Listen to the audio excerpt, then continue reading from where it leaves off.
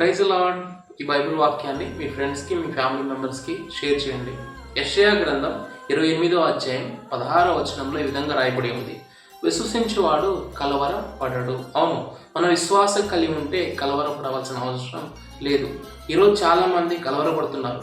కలిగి ఉన్న ఇబ్బందులను బట్టి, కలిగి ఉన్న వేదనను బట్టి, కలిగి ఉన్న అనారోగ్య సమస్యను బట్టి కలవరపడుతున్నారు. కలవరపడవద్దని దేవుని యొక్క వాక్యం సెలవిస్తుంది. విశ్వాసం ఉన్నవాళ్ళు కలవరపడాలంట. దేవుని యందు విశ్వాసం ఉన్నట్లయితే అదృశ్యమైన వాటిని మనం చూడగలుగుతాం. కాబట్టి విశ్వాసం కలిగి ఉండండి.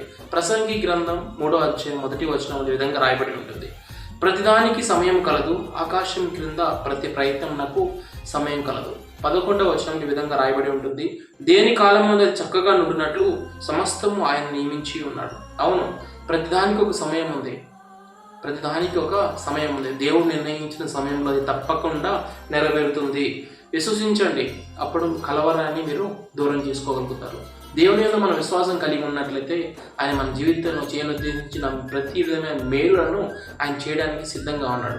ఆయన మర్చిపోవడానికి ఆయన నరుడు కాదు. నీకు దేవుడు వాగ్దానం చేశాడా? ఆయన వాగ్దానం చేసినట్లయితే తప్పకుండా నెరవేరుస్తాడు. విశ్వాసం ఉంచండి, కలవరపడకండి, దేవుని వైపే చూడండి. దేవుని వైపు మనం చూసినట్టుగా మనం అద్భుతమైన ఆశ్చర్యకరమైన దేవుని యొక్క శక్తిని పొందుకుంటాం.